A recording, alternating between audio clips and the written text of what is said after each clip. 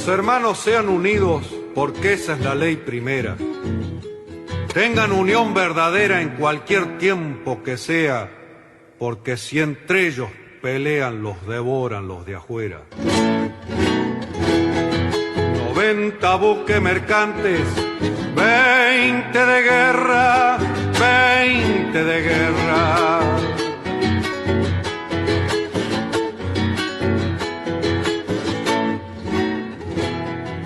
Vienen pechando arriba las aguas nuestras, las aguas nuestras.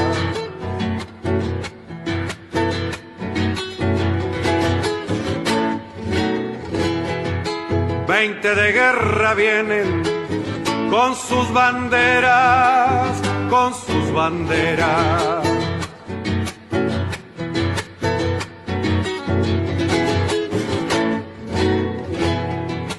Pucha con los ingleses, quien los pudiera, quien los pudiera, que lo tiro a los gringos, Unigran 7, navegar tantos mares, venirse al cohete, que digo venirse al cohete. Con los acordes y el canto de la vuelta de obligado, triunfo tradicional con letra de Miguel Brascó, e interpretado por Alberto Merlo, hoy, 13 de abril, damos comienzo al programa 323 de Obligados a Volver, programa que se transmite todos los miércoles y sábados a las 18 horas por nuestra página en Facebook, Obligados a Volver, programa radial. Obligados a Volver, un análisis de la realidad argentina y mundial, desde nuestra mirada que es nacional, popular, democrática, feminista, latinoamericanista, ambientalista y plurinacional. Obligados a volver porque, como dijo el general San Martín, cuando la patria está en peligro, todo está permitido excepto no defenderla. Recordando y reivindicando además nuestras consignas fundacionales: lealtad a Perón, Cristina Conducción. Dirección Norberto Raful y consejo de columnistas y asesores. Locución, quien les habla, Irene Ring. En la operación técnica, Nicolás Rearte. A continuación, Norberto nos comentará, como suele hacerlo, el temario de nuestro programa de hoy. Buenas tardes, Norberto. Buenas tardes, Irene. Buenas tardes a todos, todas y todes, les oyentes de Obligados a Volver. Programa número 323, que corresponde al miércoles 13 de abril. Como es habitual, lo organizamos en dos bloques. En el primer bloque comienzan las efemérides históricas que prepara Edgardo Margiota. Le siguen las operetas de la prensa hegemónica, comentadas por Hugo Muleiro. Y a continuación, la columna de política nacional de Carlos Olubica, para cerrar el bloque con la columna de Economía Política de Juan Valerdi. Hacemos una pequeña pausa para informar sobre todos nuestros medios de comunicación y luego iniciamos el segundo bloque con nuestra columnista invitada, la doctora Gabriela Pevana, la infectóloga del pueblo, con este título: Balance inconcluso de la pandemia. Seguidamente, una nueva columna, la de Movimientos Sociales, a cargo de Silvia Agostinis. Y cerrando entonces el bloque, la columna de Pueblos Originarios de Nora Ríos con los Huarpes. Dicho esto, ¿qué te parece, Edgardo, si arrancás con tu columna? Conocer el pasado para iluminar el presente y construir el futuro. Efemérides correspondientes a la semana que se inicia. 15 de abril de 1953, la CGT realiza un acto de apoyo al general Perón en Plaza de Mayo y se produce el primer acto terrorista político durante un gobierno constitucional. Los terroristas colocan bombas entre la multitud, ocasionando 5 muertos, 93 heridos y 20 lisiados permanentes. Entre los terroristas estaban los radicales Miguel Ángel Zavala Ortiz y Roque Carranza, quienes con posterioridad serán ministros de Ilia y Alfonsín respectivamente. Tras el estallido de las bombas, son incendiados el Jockey Club, la Casa Radical de Buenos Aires y la Casa del Pueblo Socialista. 16 de abril de 2012, la presidenta Cristina Fernández de Kirchner anuncia la recuperación por parte del Estado argentino de la empresa YPF mediante la expropiación del 51% de las acciones que estaban en manos de la empresa española Repsol. 17 de abril de 1951, el presidente Juan Domingo Perón crea el Instituto Antártico Argentino. El organismo de carácter científico-tecnológico inició desde ese día una historia ininterrumpida de trabajo científico nacional en la Antártida. 19 de abril de 1825, 33 patriotas orientales bajo el mando de Juan Antonio de la Valleja, secundado por Manuel Oribe, desembarcan en la banda oriental del Uruguay para recuperar su patria invadida por los brasileños. Los 33 orientales habían jurado en Buenos Aires antes de partir: liberar la patria o morir por ella. El pueblo oriental se levantó y unió a la cruzada libertadora. Tras repetidos triunfos militares, el 25 de agosto de ese año la banda oriental se declaró reintegrada a las Provincias Unidas.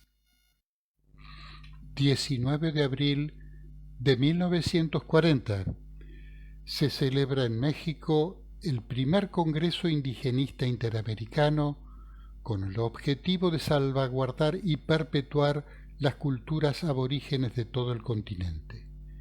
Como consecuencia del mismo, se crea el Instituto Indigenista Interamericano, dependiente de la OEA. Esta fecha quedó instituida como el Día Americano del Indio, en conmemoración de este acontecimiento.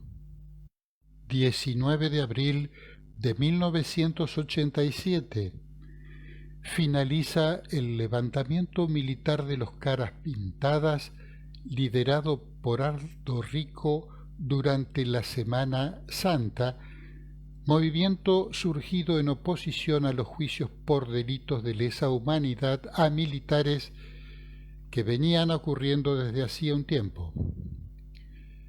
Ese domingo de Pascuas, ante la negativa del foco rebelde de Campo de Mayo de deponer las armas, el presidente Alfonsín va en persona a intimar a Aldo Rico a que cese el alzamiento.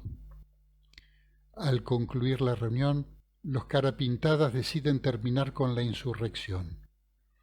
A su regreso a la Plaza de Mayo, donde una multitud le expresaba su apoyo, Alfonsín anuncia el fin de la rebelión. Pero el sabor es agridulce. Suaviza sus críticas hacia los alzados, a los que define como héroes de la Guerra de las Malvinas, y habla en tono componedor. A los pocos días, el Congreso comienza a debatir la ley de obediencia debida que amplía los alcances del punto final. Si la norma del punto final había extinguido en febrero de 1987 las acciones penales por crímenes de lesa humanidad, la nueva ley directamente deja sin castigo a todos los oficiales al considerar que cumplieron órdenes. Solamente se contempla como delito el robo de bebés. Esta resolución de la crisis militar marca el principio del ocaso alfonsinista.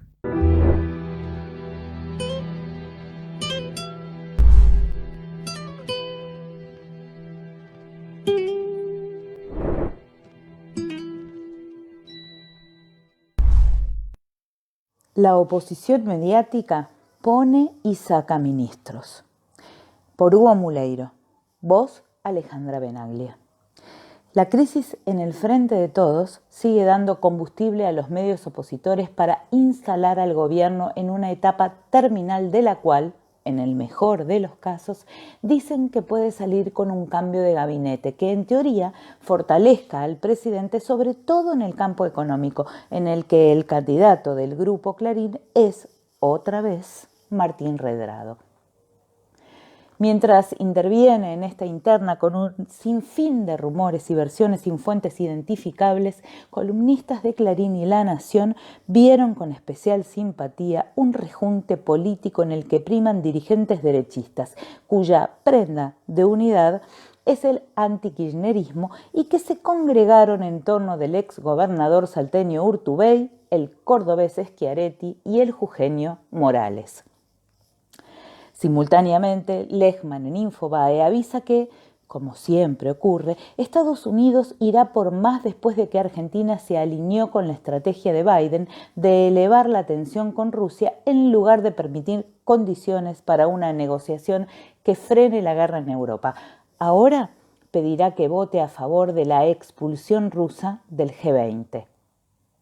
Clarín paladea que el anuncio del índice inflacionario el miércoles, otra pésima noticia para la gestión económica, actuará como una bomba en el frente de todos. Sobre esa base, junto con La Nación e Infobae, las y los columnistas hablan de un presidente bloqueado, titubeante, indeciso, mientras sus allegados, sin nombre, le exigen que tome iniciativas contundentes.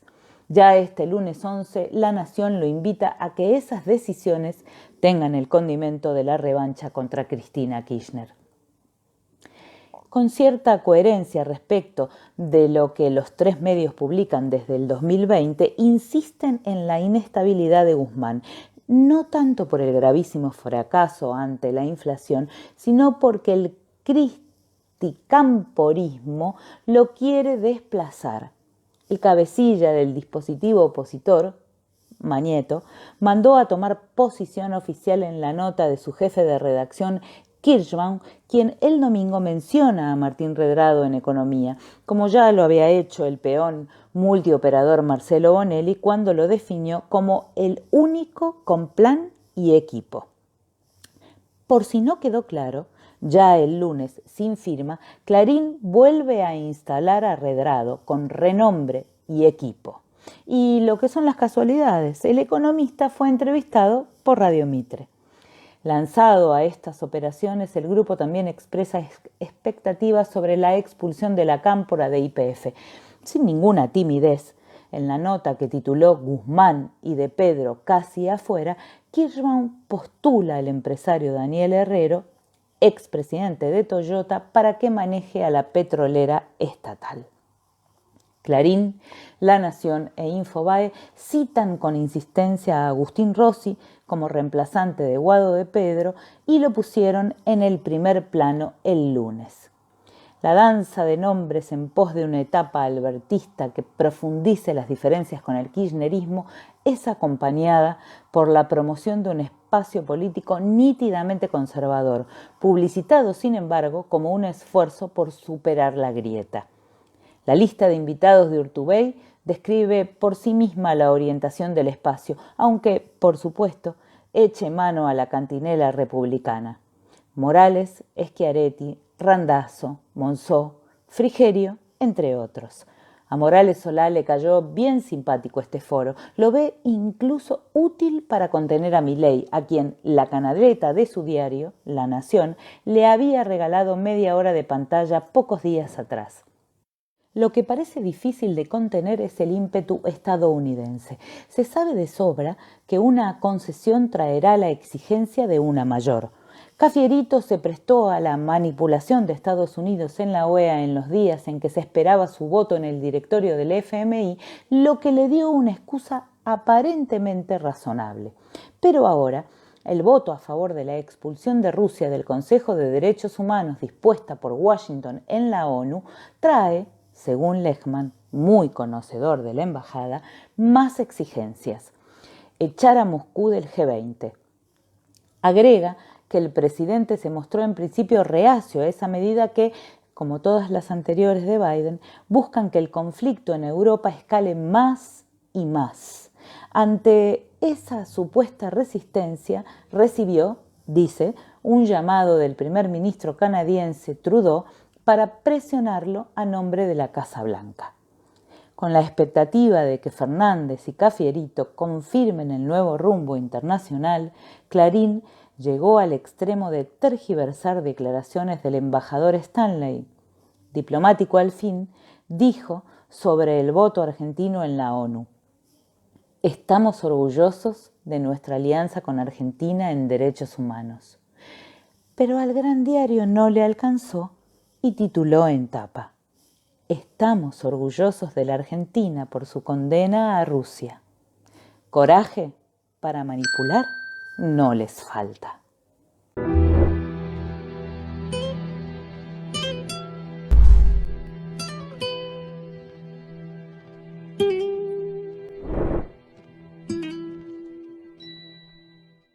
Hola, soy Carlos Solubica y voy a hablar de la política nacional. En el momento de realizar esta grabación es el lunes 11 de abril, pasadas las 17 horas. Estamos enfrascados dentro del Frente de Todos en un debate interno que involucra problemas que son, sin dudas, determinantes para nuestro futuro y que se relacionan entre sí: inflación, ingresos de los trabajadores y las trabajadoras, formales o informales, activos o pasivos, pago de la deuda del FMI, por nombrar los más escuchados en estos días. Pero hay otras cuestiones de mucho menor conocimiento y mucha menor repercusión en la amplia mayoría del pueblo argentino, que no deben ser dejados de lado o quedar afuera de la discusión política. Uno de ellos, que además tendrá novedades inminentes, es el de la conformación del Consejo de la Magistratura, el órgano encargado de seleccionar jueces y juezas para cubrir cargos vacantes y de evaluar el desempeño de los magistrados y las magistradas y eventualmente aplicar sanciones por el mal ejercicio de sus funciones. Un fallo de la Corte Suprema de Justicia en la parte final del año pasado dispuso la inconstitucionalidad de la actual composición del Consejo de la Magistratura y fijó un plazo de 4 meses para que el Congreso de la Nación aprobara un nuevo proyecto que atendiera a criterios de representación diferentes a los sancionados en 2006. Un fallo escandaloso por donde se lo mire. Los señores cortesanos no solo se tomaron más de 15 años para resolver un planteo de inconstitucionalidad realizado por uno de los colegios de abogados, el que representa lo peor de esa profesión, imponiendo arbitrariamente un plazo exageradamente exiguo al Congreso de la Nación. Claro avance de un poder del Estado sobre otro. Sino que encima, en caso de que el Congreso no pudiera cumplir con ese plazo, se pronunciaron por volver a la conformación dictada por una ley anterior, que fue precisamente derogada en 2006, cuando se sancionó la nueva legislación. Vieja ley en la cual la presidencia del Consejo de la Magistratura queda en cabeza del presidente de la Corte, otro claro avance de un poder del Estado sobre otro. Por supuesto que ante ese escenario, la oposición de Juntos por el Cambio jugó todas sus fichas a que no se llegara a sancionar una nueva ley, cosa que está a punto de concretarse, porque el próximo viernes 15 de abril, feriado para más datos, se cumple ese absurdo plazo y el proyecto de ley elaborado por el Poder Ejecutivo Nacional y aprobado con modificaciones en el Senado de la Nación la semana pasada recién ha ingresado a la Cámara de Diputados para su tratamiento. Aunque el Frente de Todos tuviera los números para aprobarlo, que no los tiene y no sabemos si los va a tener, sería imposible contar con la nueva ley antes del viernes.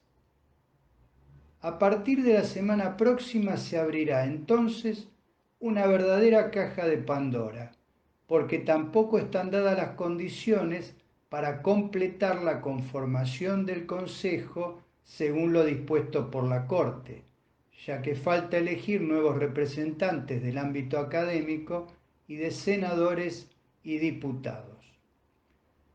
Los de Juntos por el Cambio ya están amagando con impulsar el desembarco de Horacio Rosati en la presidencia del Consejo y tratar de que empiece a funcionar aunque no haya completado la totalidad de los 20 lugares que determinaba la ley derogada en 2006 y repuesta por la Corte de manera arbitraria e inconstitucional. Hasta el propio Ricardo Lorenzetti, que acompañó con su firma el fallo del año pasado, advirtió en ese momento en su voto que era cuando menos una desprolijidad reponer una ley derogada por el Congreso de la Nación. Dijo algo así como que hasta un estudiante de Derecho de los primeros años de la carrera sabe que eso no corresponde. Como sea, la derecha política, económica, mediática y judicial viene avanzando a paso redoblado y es hora de que empecemos a reaccionar dentro del Frente de Todos. Todos, valga la redundancia, porque la responsabilidad de lo que pueda pasar es del conjunto, no de una parte, más allá de las diferencias internas, entendibles y atendibles. Ya hemos padecido bastante en los últimos años los embates judiciales, la persecución, impulsados por las patas política, económica y mediática de la derecha. Y hemos visto cómo los reductos consolidados por el macrismo en sus 4 años de gobierno defienden a capa y espada la impunidad de ese sector hoy en la oposición. Además, sabemos que aunque la mayoría del pueblo esté preocupada por los problemas cotidianos y no preste demasiada atención a los movimientos dentro del ámbito judicial, todo lo que allí se resuelve termina afectando más temprano que tarde los intereses populares. Les mando un fuerte abrazo a todas y todos.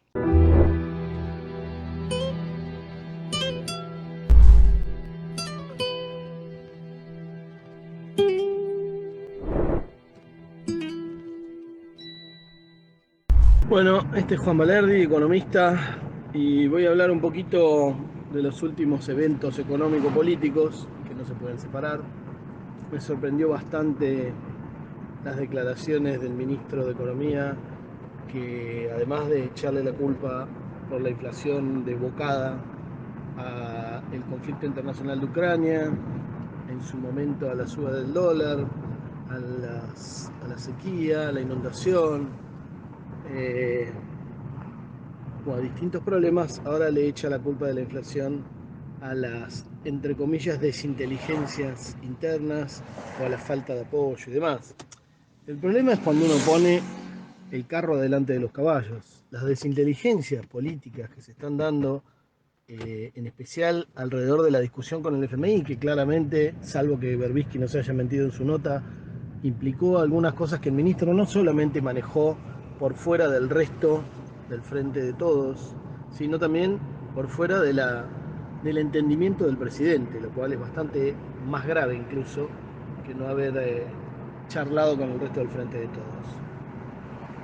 Entonces, si el presidente se enteró hace poquito que le daban un préstamo para pagar el préstamo de Macri, con lo cual quedábamos pegados al FMI y Macri quedaba como un gran pagador, el problema que tenemos es que ahora nos estamos enterando que el ministro no puede manejar la inflación si no estamos todos de acuerdo en que la forma de manejarla es dejarla que corra, hacer pacto de caballeros, hacer franela, lustrar los huevos en vez de romperlos para hacer tortilla, muy en línea obviamente con Pulfas, y que lo importante es acumular reservas en el Banco Central para que el dólar no suba. El dólar no está subiendo hace tiempo, así que no estaría entendiendo cómo funciona la mecánica. Pero además él se olvida que lo tiene y lo tenía al lado cuando el presidente del Banco Central, Pese, lo tenía al lado al ministro de Economía el lunes de la semana que discutieron el acuerdo con el FMI en comisión en el Congreso, y el presidente del Banco Central, Pese, dijo que le parecía demasiado violenta, demasiado fuerte la ley penal cambiaria. Y la ley penal cambiaria, casualmente, ese señor es el que tiene que hacerla cumplir a los empresarios que exportan para que traigan los dólares, porque si no, no vamos a acumular dólares. Lo cual obviamente confirma por qué, habiendo vendido al mundo 15.000 millones de dólares más el año pasado de lo que le compramos, no acumuló reservas ese mismo señor del Banco Central que estaba sentado al lado del ministro de Economía, que dice que acumulando reservas vamos a controlar la inflación, entre otras cosas. Bueno, no dice otras medidas, ¿no? Entonces, lo que está pidiendo es: apóyeme todo el frente de todos, bánquense que la gente esté puteando y que cada vez más esté claro que vamos camino a una derrota, como la que construyó con el ajuste del año pasado el ministro Guzmán, el ajuste del primer semestre, que negó y que dijo que no era tal, con el apoyo de personajes auspiciados como Álvarez Agis, y el presidente citando los artículos de Álvarez Agis de por qué no había ajuste. Más allá de que ahora Álvarez Agis esté mutando para quedar bien con todos y ser ministro de Economía si salta Guzmán, ¿no? Entonces, digo, esta aparición del ministro de Economía en la televisión C5N, iba a decir la televisión pública, pero bueno, fue un desliz, ¿no?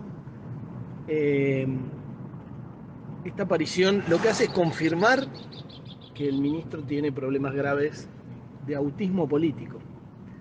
Y a pesar de que él tiene aparentemente voluntad de ser una figura política y aspirar a cargos y demás políticos, no ejecutivos como ahora, no tiene la capacidad de medir lo que está pasando en esa discusión de poder y de la política que está definiendo quién sigue ganando a costa de quién en la economía cotidiana de los argentinos, que probablemente él no conoce porque no va al supermercado, porque el sueldo que tiene le alcanza con holgura. Esto me preocupa, porque si el presidente está casado con Guzmán y con la forma de hacer de Guzmán y de Culfas también, seguramente, que juegan en tándem, vamos a insistir con este modelo. El programa fue aprobado, dice el ministro, y hablaba de la aprobación del FMI. No estaba hablando de la del Congreso, que se lo tiraban por la cabeza y dijeron: hacete cargo vos. No, estaba hablando que el programa económico de la Argentina fue aprobado. ¿Dónde? En el FMI. Mira vos. El plurianual que iban a presentar a principios de diciembre, se ve que el FMI dijo: no. Lo que vale acá es lo que me vas a presentar a mí. No, nada de plurianual. Y nunca más lo presentaron, ¿no? Lo mencionó el presidente y nunca más lo mencionó. Así que la situación económico-social es preocupante y obviamente, si no se corrige a tiempo, va a tener sus consecuencias políticas, como la tuvo el año pasado el ajuste violento que hizo el ministro Guzmán de las Finanzas Públicas. Les mando un abrazo. Juan Valerdi, economista.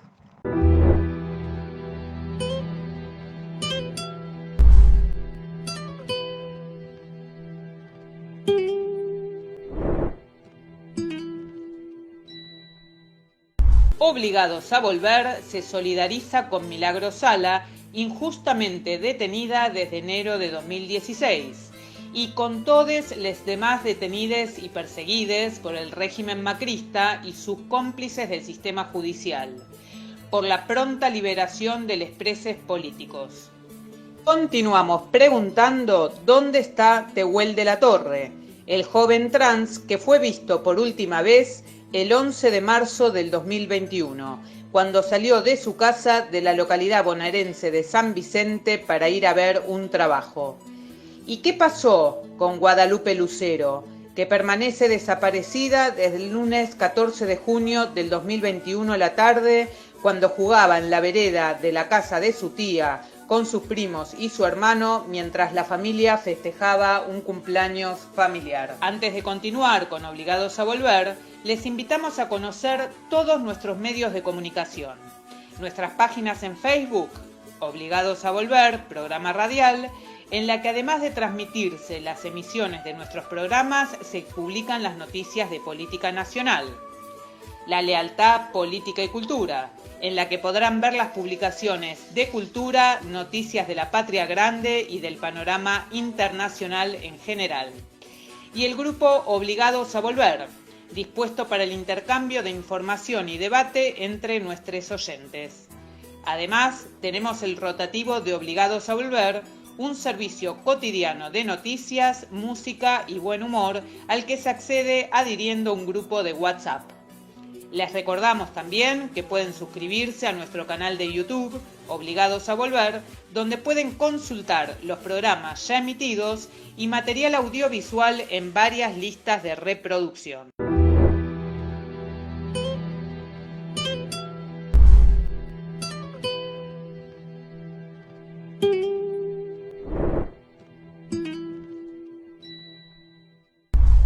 Balance inconcluso de la pandemia, por Gabriela Piovano.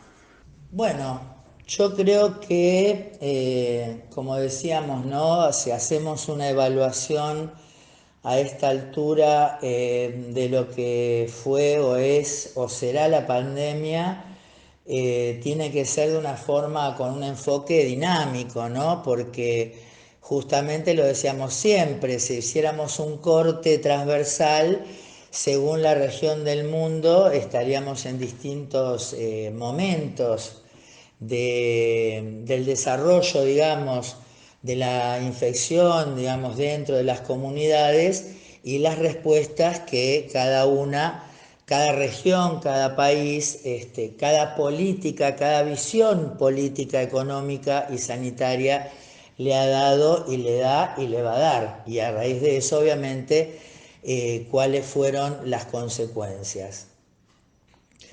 En el caso del mundo en general, bueno, hay un alarde de desprolijidad, de priorizar los intereses particulares, sectoriales, económicos, por sobre el manejo, digamos, inteligente, ¿no? Que hubiera sido realmente cerrar la circulación drásticamente los primeros días, tal vez 14 o 21 días, los circuitos, digamos, de los viajeros entre China y los lugares que ya estaban afectados, soportar, digamos, las pérdidas que podrían haber ocasionado en las empresas, en las compañías aéreas, la queja de los viajeros, etcétera, etcétera, y la verdad que hubiera sido una anécdota. Seguramente estarían diciendo que para qué hicieron todo eso si al final no pasó nada, pero bueno, al no haber hecho eso, hoy estamos con millones de muertos en el mundo, y regiones que todavía realmente no le han pasado, digamos, la fase efervescente, ¿no? Porque inclusive debe haber regiones donde todavía el virus no se ha explayado totalmente y tampoco están vacunados como para tener alguna protección.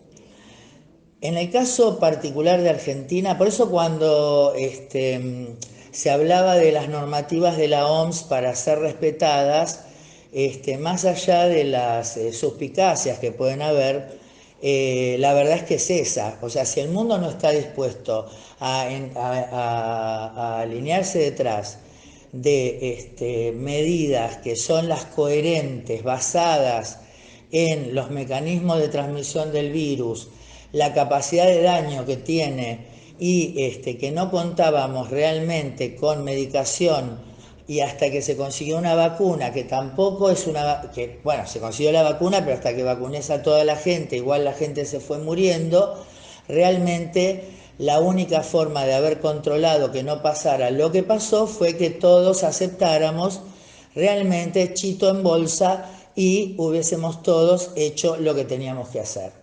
Y no empezar con teorías conspiranoides y de rebeldía y de que a mí no me van a decir lo que tengo que hacer, porque en realidad si te pones a pensar que el virus se transmite por vía aérea, que es muy transmisible y que a la gente realmente le cuesta sostener el distanciamiento y que realmente ha muerto gente joven, chicos, se ha diezmado la economía de los países, se ha diezmado a las familias. En la Argentina murieron 120.000 personas, o sea, 4 veces la cifra que manejamos de detenidos desaparecidos de la dictadura.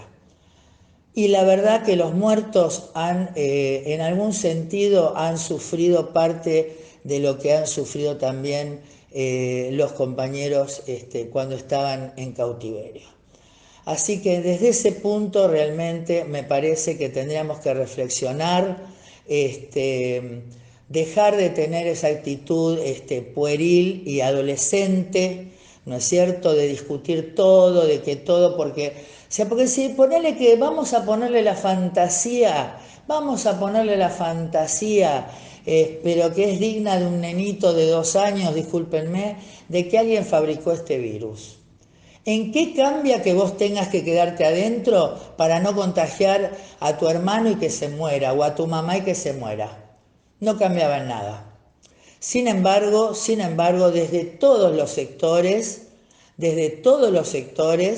se tomó esto como si fuéramos nenes que estamos enojados porque no nos dejan salir, cuando si en realidad se hubiese hecho esto como correspondía, de forma contundente, vuelvo a insistir, se hubiese cortado la cadena de transmisión de entrada ya hace muchísimo tiempo y realmente hubiese sido una anécdota. Claro está que como se manejan no por intereses basados en la inteligencia, ¿no? En habernos salvado, más de un pelotudo diría que para qué hicimos todo si al final no pasó nada, ¿no? Como pasó acá en la Argentina en lo que llamaríamos la primera ola, ¿no es cierto? O la primer parte, cuando todavía el virus no había llegado masivamente y se tomaron medidas de contención para evitar justamente que se produjera una ola cuando nosotros no estábamos preparados en lo más mínimo para contener esa situación.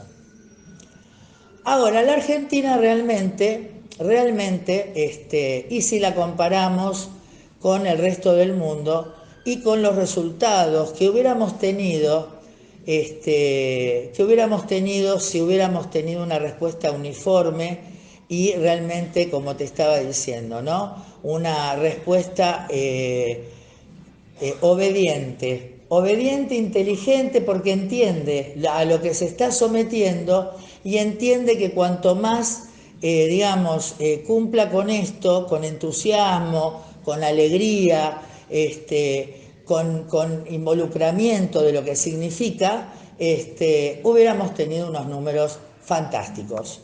Lamentablemente todos sabemos que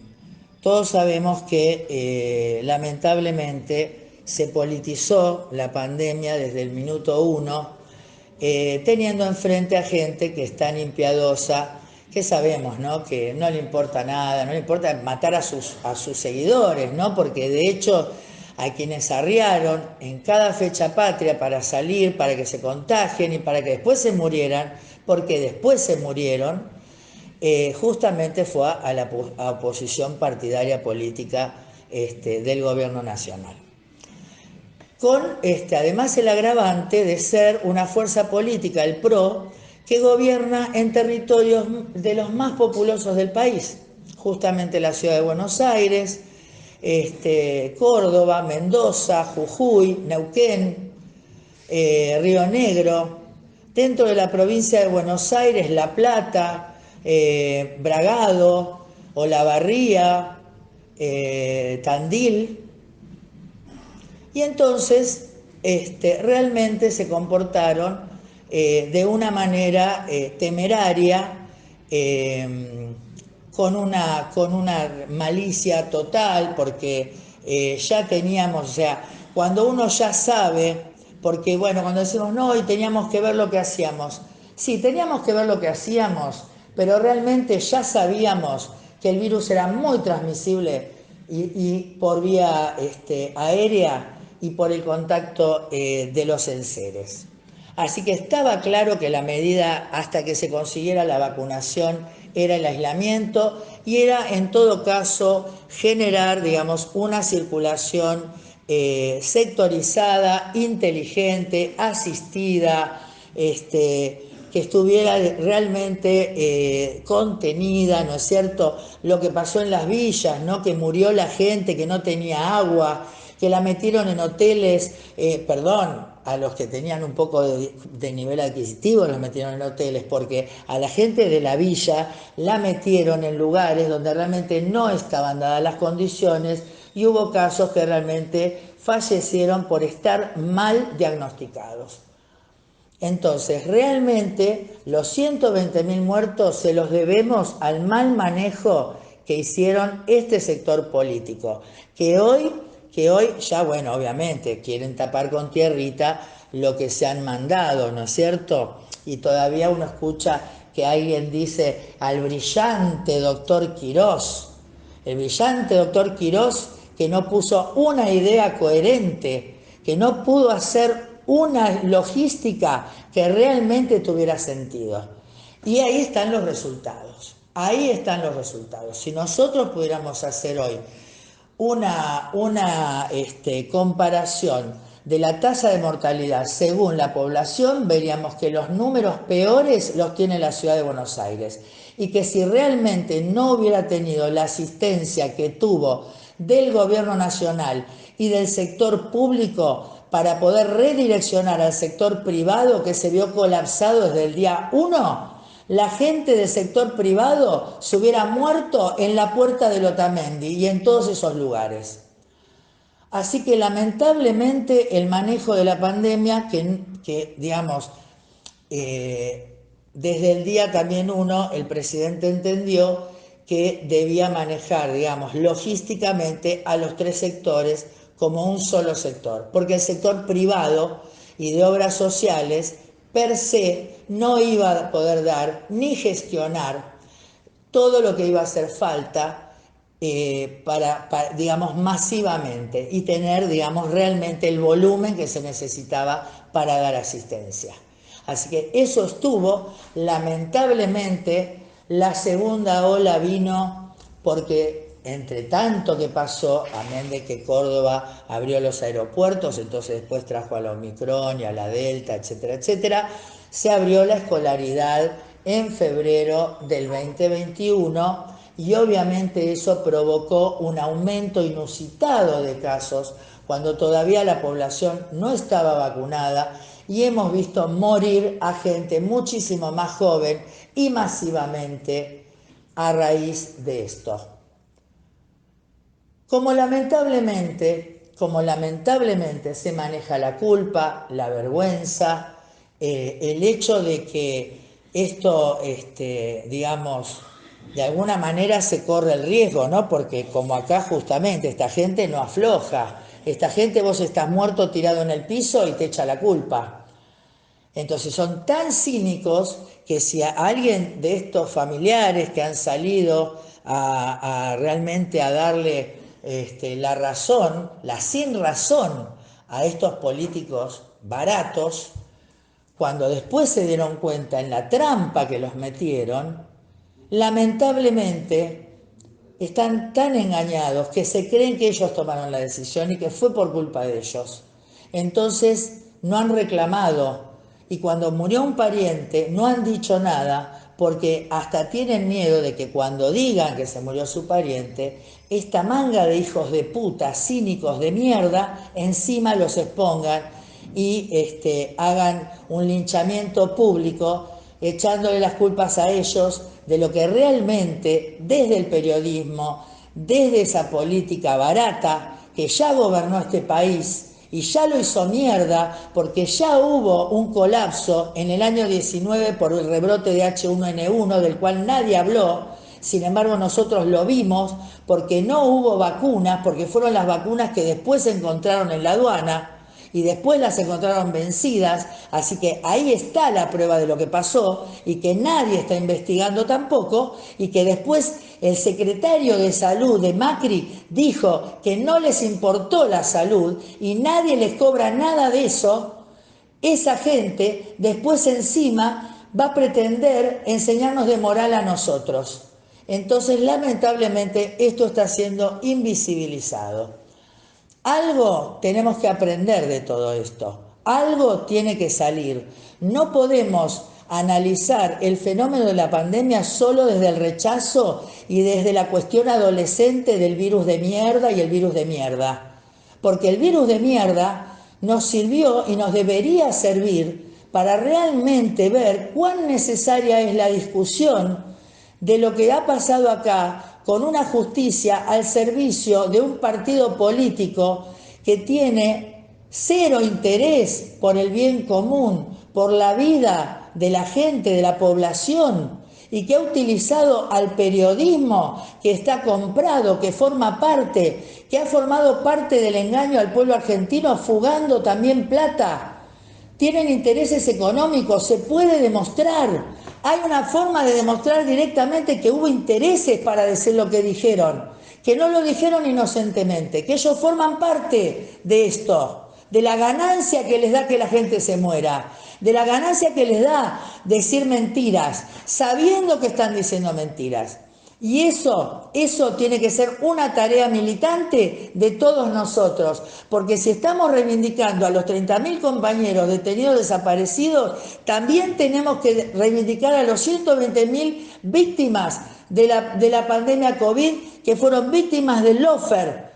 Porque no nos tiene que importar si votaban a Macri o si salieron por Vicentín. Nos tiene que importar que fueron personas que fueron tan engañadas, tan ingenuas, tan inocentes, que han expuesto su vida por esa manga de hijos de puta. Y eso los hace personas y hace que nosotros, que sí tenemos moral, que sí tenemos escrúpulos, tengamos que sentirnos tristes, tengamos que sentirnos involucrados en aclarar que esta gente los mandó al muere.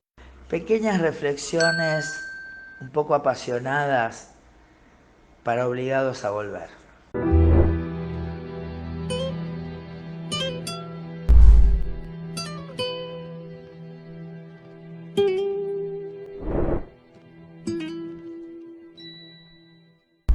Hola, buenas tardes a todos, todas y todos los oyentes. Soy Silvia Agostinis y a partir de hoy comenzamos con una nueva columna centrada en los movimientos sociales. Y en esta oportunidad inaugural les propongo conocer un poco más a las agrupaciones sociales que, finalizando marzo, acamparon frente al Ministerio de Desarrollo Social. ¿Cuáles son las organizaciones sociales? ¿Quiénes las componen? ¿Qué piden? Son preguntas que intentaré contestar. Bajo el nombre de Unidad Piquetera se aglutinan numerosas organizaciones de distinto origen. Las hay encuadradas en partidos políticos, tal el caso del Polo Obrero, agrupación fundada en el año 2019 como desprendimiento del Partido Obrero. Esta organización dice reunir a 65.000 miembros en todo el país, siendo Eduardo Beliboni su principal referente. Al igual que la agrupación Teresa Vive del Movimiento al Socialismo, organización que tendría unos 20.000 integrantes a nivel nacional, y es Mónica Sulle su coordinadora nacional. Las hay nacidas en situaciones de crisis económicas sociales, como el movimiento Teresa Rodríguez, cuyo origen se remonta a los años 90, en plena política privatizadora del menemismo, y lleva el nombre de una mujer asesinada por un operativo represivo de la policía neuquina en 1997. Con el correr de los años se dividió en distintas corrientes. En tanto, el Frente Organizaciones en Lucha en sus orígenes nucleó a diversos grupos nacidos en la crisis del 2001, año marcado fundamentalmente por los acontecimientos del 19 y 20 de diciembre y la huida del entonces presidente Fernando de la Rúa en helicóptero de la Casa Rosada. En la actualidad, o más precisamente desde el 2014, son un único espacio. Damaris Rolón es la vocera y cara visible a quien muchos conocimos en esta oportunidad por ser entrevistada en un programa televisivo. El movimiento Barrios de Pie Libres del Sur también nació durante aquellos intensos días de diciembre del 2001. Tienen presencia en casi todas las provincias, cuentan con alrededor de 60.000 personas entre sus filas, siendo Silvia Saravia la coordinadora nacional. Vale mencionar que en el 2018 un sector liderado por Daniel Menéndez decidió aliarse al kirchnerismo conformando Somos Barrios de Pie, es decir, se dividió del movimiento original Barrios de Pie. Claro, hay que tener presente que otros movimientos sociales de similar origen y con similares estrategias de reclamo hoy son parte del gobierno nacional. Más específicamente nos referimos a Emilio Pérsico del movimiento Evita, quien es secretario de Economía Social, Rafael Klegger del movimiento Dignidad, actual director nacional de Políticas Integradoras, Fernanda Miño, actual secretaria de Integración Sociourbana, proveniente del movimiento Patria Grande, cuyo referente es Juan Grabois, y quien, si bien no participó de la CAMPE, se acercó a expresar su solidaridad con los reclamos. Y hay más, simplemente nombré algunos.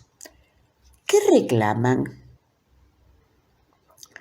Lo urgente para estos movimientos nucleados en la unidad piquetera ahora es la incorporación de más beneficiarios al programa Potenciar Trabajo y aumento de la asignación mensual, que actualmente es de 16.500 pesos, con una contraprestación laboral de 4 horas diarias, y el aumento y la mejora de la asistencia a los comedores populares. En lo inmediato, avanzar en la transformación de trabajo genuino y en blanco de este plan de empleo. Y sí, los programas sociales compensan la falta de trabajo o de ingresos insuficientes. A mayor población incorporada al mercado de trabajo y a mayor nivel de salarios, menos necesidad de políticas públicas de transferencias de ingresos, es decir, menos planes. Recordemos que actualmente poco menos de 4 de cada 10 argentinos está por debajo de la línea de pobreza, es decir, sus ingresos son insuficientes aún trabajando. Pues hoy, como en otros momentos, como fueron los finales de la década del 90 y los principios del 2000, tener trabajo no asegura una subsistencia digna. El piquete, es decir, el hecho de asentarse a acampar en un lugar haciendo visible una situación problemática, es una modalidad nacida en las filas obreras y que se realizaba en los ingresos de las plantas fabriles. Que los movimientos sociales hayan incorporado esta práctica es para decir que son trabajadores. Los protagonistas del 9 de julio son partícipes del Potenciar Trabajo y seguramente aquellos con hijos menores cobran la asignación universal por hijo y la tarjeta alimentar. Si consideramos estos 3 programas, ¿de cuánto estamos hablando? Presten atención. 27.600 pesos para una pareja con un hijo, 35.700 pesos para una pareja con 2 y 43.800 para una pareja con 3 hijos. Este mes debe adicionarse el bono de 6.000 pesos. Cualesquiera de nosotros, quienes a diario nos quejamos del aumento de los comestibles, cuando no su ausencia de las góndolas, estamos en condiciones de afirmar que con estas cifras puede alimentarse dignamente una familia. Cualesquiera de nosotros podemos afirmar que prefieren mendigar un plan antes que un trabajo dignificante. Es justamente la pertenencia a una organización lo que le facilita a cada una de estas personas la reflexión sobre su presente y tener elementos para salir del lugar de mendicante. Sí, no cabe duda que es molesto y nos enoja encontrarnos con un piquete que nos impedirá llegar a tiempo a nuestro trabajo, no lo dudo. También es cierto que la jubilación mínima es muy mínima y es necesario aumentarla. El malestar de aquellos que llegamos tarde es entendible y lícito, al igual que el de los jubilados y tanto como aquellos quienes hacen el piquete. Vale aclarar que la denominación de piqueteros, si bien sus protagonistas la han resignificado positivamente, pues como dije previamente, autodefinirse como tales les permite considerarse trabajadores, es utilizado en los medios hegemónicos, así como entre los partidos opositores e inclusive por el común de la población, descalificatoriamente, aludiendo a gente que no quiere trabajar, que vive de la teta del Estado, vagos, negros, choripaneros, y siguen las descalificaciones. Y a tal punto a la oposición, y con tanta claridad la oposición manifiesta abiertamente su desprecio para con aquellos compatriotas cuya subsistencia está tan comprometida, que el Lord Mayor de esta dignísima ciudad ha solicitado que se les quite el plan a aquellos que se manifiesten. En sintonía con este pedido, el diputado Waldo Wolf, junto a otros 15 legisladores, presentó un proyecto de ley en la Cámara de Diputados. Para seguir sumando, el legislador porteño de La Libertad Avanza, el partido de Milei, Ramiro Marra, hizo lo propio ante la legislatura porteña para que el gobierno de la ciudad anule subsidios y planes sociales a las familias beneficiarias que concurran a marchas y cortes de calle junto a menores de 16 años. Pero además, el joven Marra ha llamado a conformar el movimiento antipiquetero argentino. Así, ya que estamos, estimulamos el odio. Y de modo paralelo, el arco opositor, liderado por Juntos o Divididos por el Cambio, ya no sé, no acompañaría el proyecto de la creación del fondo para pagar al FMI con los dinerillos fugados. Duros, Horacio Larreta, Juntos por el Cambio y demás con los débiles y protegiendo a los poderosos. Bueno, ¿de qué nos asombramos? Si Morales, el gobernador jujeño, tiene presa a Milagro Sala desde enero del 2016. Bueno, me despido de todos ustedes y será hasta la próxima.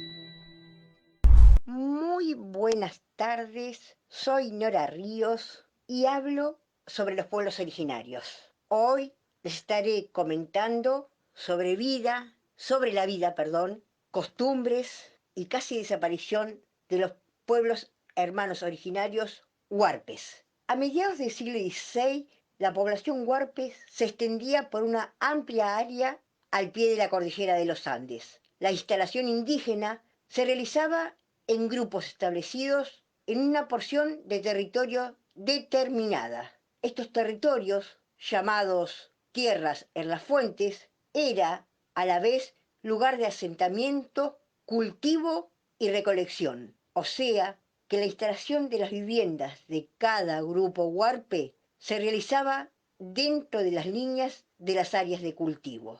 La región huarpe es, por un lado, el límite sur de los pueblos agricultores y además representa un hábitat transicional con las culturas de la Pampa y Patagonia. Estaba integrada fundamentalmente por dos parcialidades portadoras de sus respectivos dialectos, Ayentiac y Milcayac. Los Ayentiac habitaban las lagunas de Guanacache, la provincia de San Juan y de San Luis. Los Milcayac estaban asentados al sur de Guanacache, hasta el río Diamante, en la provincia de Mendoza. El jesuita español Alfonso de Ovalle los describió como delgados y altos, de piel muy oscura y que corrían con gran velocidad y resistencia.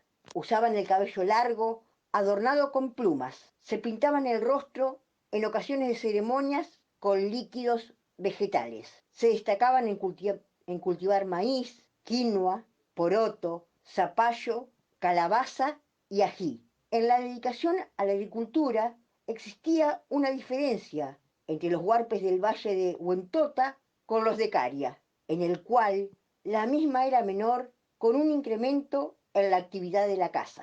La recolección fue también una actividad importante en la obtención de recursos alimenticios y se centraba principalmente en la cosecha de vainas de algarrobo y drupas de chañar, que eran la materia prima para elaborar panes y fundamentalmente bebidas alcohólicas. La importancia de la recolección de las vainas de algarrobo en la economía huarpe está evidenciada por la existencia de las tierras de los valles centrales, de bosques llamados algarrobales. También se dedicaron al arte, emplearon figuras antropomorfas para alfarería o talladas en piedras, hicieron pictografías, pero sobresalieron en la cestería. Eran tejedores de fibras vegetales, totora, confeccionaban cestos y canastas de diferentes formas y tamaños, especialmente para uso doméstico.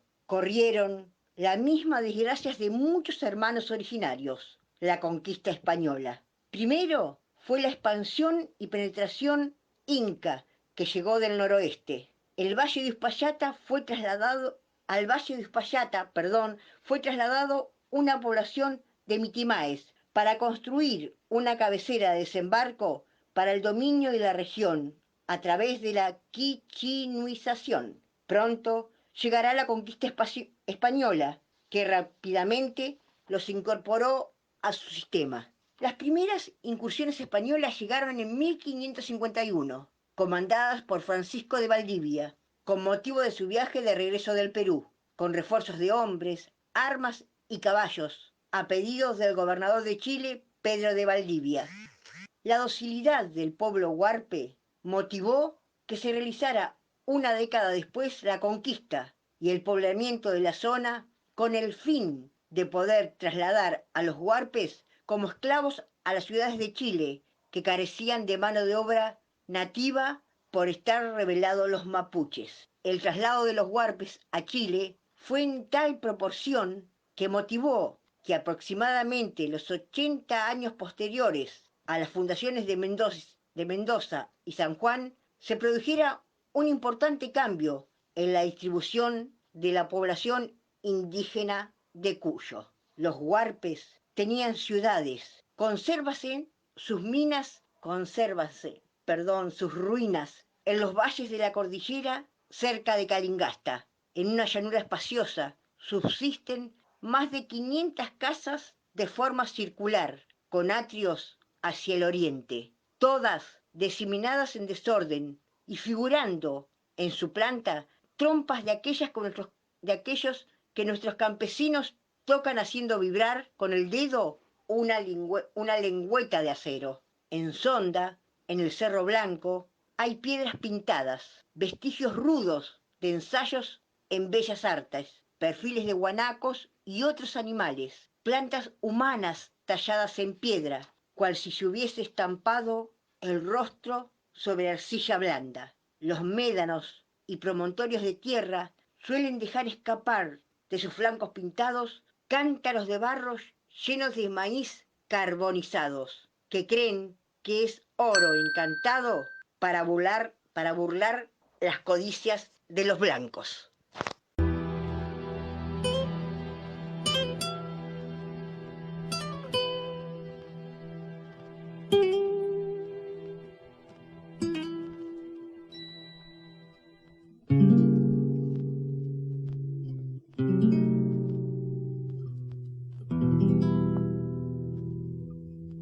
Se nos está terminando el programa. Agradecemos a nuestro operador Nicolás Rearte por su trabajo que nos permite salir al aire, a todos les oyentes por su atención, especialmente a los que ponen me gusta en nuestras páginas de Facebook.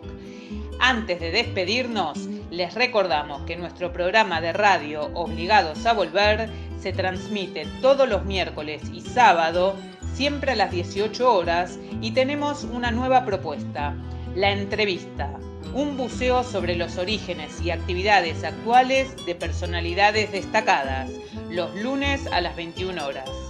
También les informamos que desde mediados del año pasado nos hemos incorporado a la red de programas de radio Vamos a Andar. sumando a muchos de sus integrantes a nuestra lista de columnistas invitados. Este fue otro programa de Obligados a Volver, emitido desde nuestra página en Facebook, Obligados a Volver, programa radial. Volvimos, pero estamos obligados a seguir militando, porque la patria sigue estando en peligro, ya que la derecha reaccionaria conspira para derrocar a nuestro gobierno, que con sus aciertos y errores trata denodadamente de resolver las dificultades provocadas por las dos pandemias. Por eso, continuaremos con nuestra tarea, siguiendo el legado del libertador San Martín. Cuando la patria está en peligro, todo está permitido, excepto no defenderla. Recordando y reivindicando nuestras consignas fundacionales. Lealtad a Perón, Cristina Conducción.